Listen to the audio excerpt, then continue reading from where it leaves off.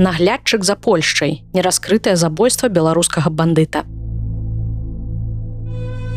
У 2023 годзе суд у Катавіцах апраўдаў самага вядомага крымінальнага аўтарытэта Польшчы Кракавяка і чальцоў яго банды за замоўнае забойства беларуса Віктара Фішмана. Напрыканцы 90-х Фішман стаў прыкметнай фігурай у крымінальным свеце Польшчы, але канкурэнцыя з польскімі злачынцамі давяла яго да смерці. Вітаем, гэта другі сезон падкаста «Галаваломка на палатно». Віктар Фішман нарадзіўся ў яўрэйскай сям'і ў 1964 годзе ў Мінску.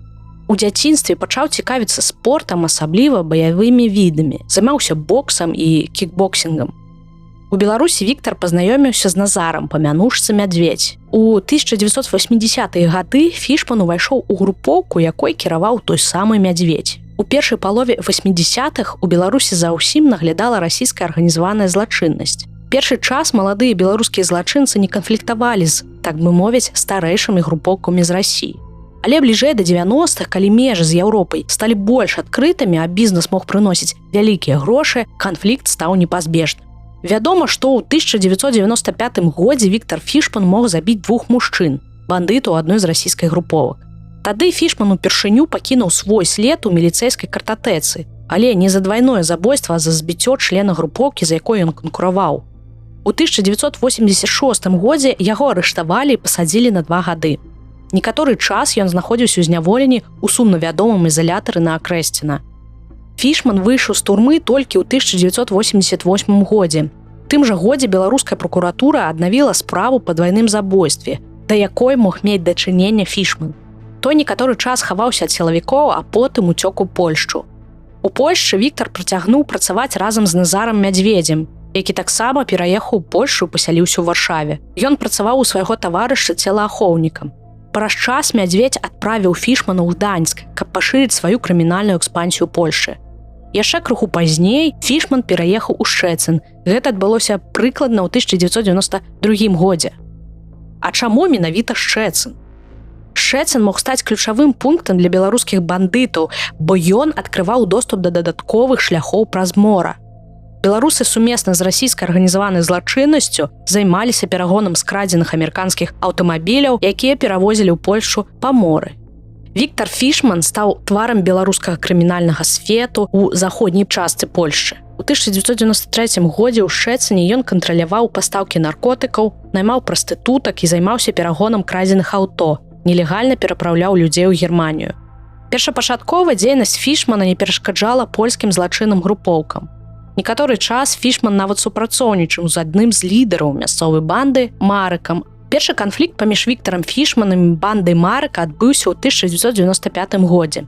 Фішман працягваў кантраляваць пастаўкі наркотыкаў і крышаваць прастытуцыю, займаўся рэкетам рускамоўных прадпрымальнікаў.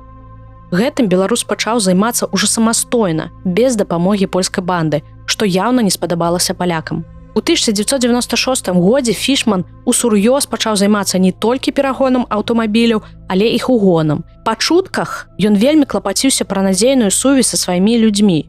Насіў некалькі тэлефонаў з сімкамі розных аператараў, а кіраўнікі яго каманды мелі па 2 мабільных для сувязі з начальнікам. Фішман увёў у сваёй групоўцы правіла, што кожны грузавік, які вёз скрадзенае аўто, павінен быў суправаджацца 2 аўтамабілямі.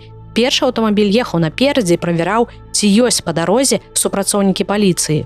Уздоўж маршрута былі падрыхтаваныя стаянкі, на якіх можна было перачакаць, пакуль паліцэйскія не з'едуць з трасы.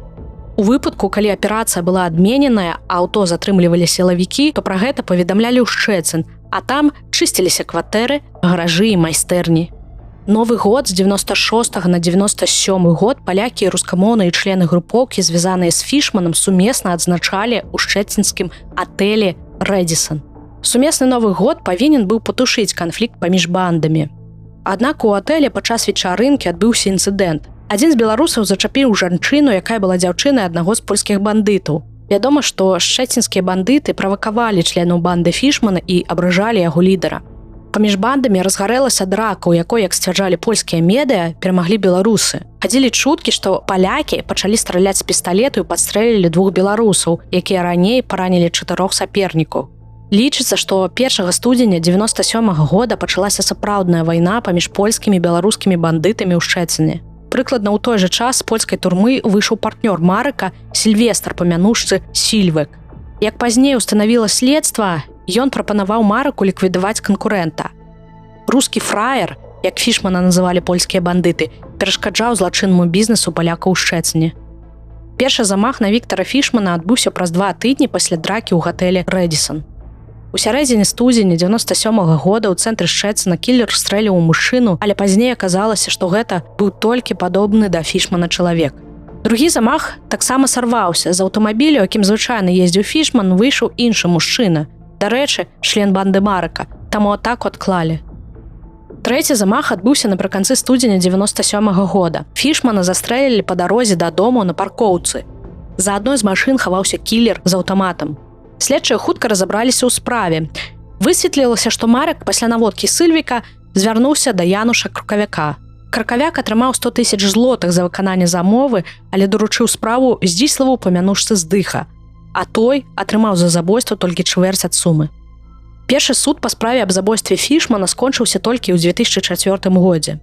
У планіроўцы забойства абвінавацілі Сільвіка і прысудзілі яму 13 гадоў пазбаўлення волі. У 2016 годзе Кракавяк атрымаў 25 гадоў турмы па гэтай справе, але знаходзіўся ў зняволенні ад 2001 года, калі польскія праваахоўнікі пачалі расследаванне злачыннай дзейнасці яго банды.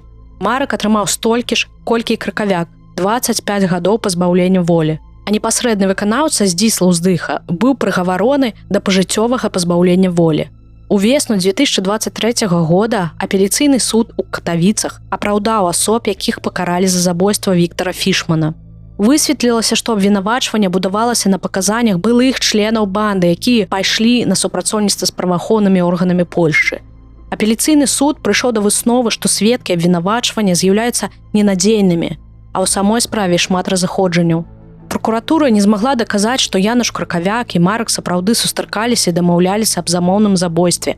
Следства сцвярджала, што Здзіслаў Здыха прывёз з сабой аўтамат у Шчэцін, але высветлілася, што раней гэты аўтамат засвяціўся ў злачынстве непасрэдна ў Шчэціне.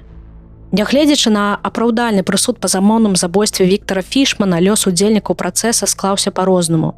Для Кракавяка гэта быў апошні суд па дзейнасці яго банды. Ён будзе на волі.